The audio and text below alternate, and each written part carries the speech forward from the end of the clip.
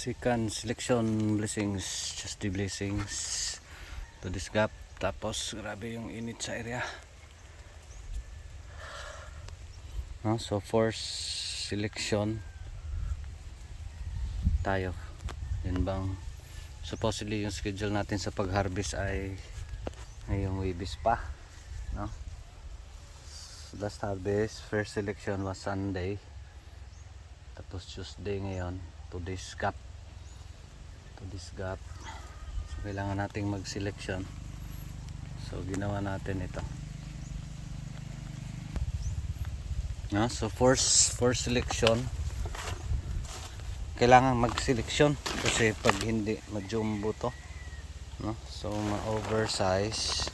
Ito yung kagandahan sa Mestiza Max, maganda sa mata, light at dark, para ng Mestiza lahat.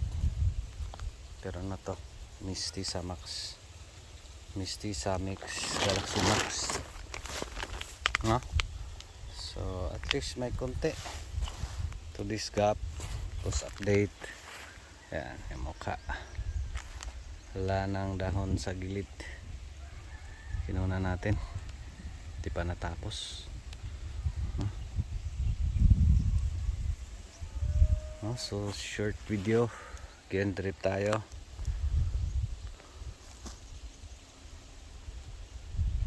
Bus na.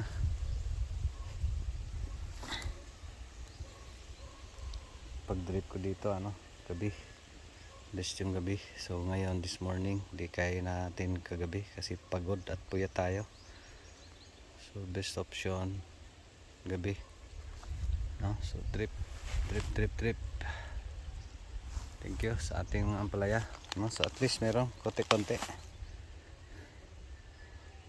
Thank you Lord. Short video. God bless everyone. Ano lang guys, ako lang nag-harvest niya solo kasi pinakuha ko sila ng dahon. Wala ng dahon.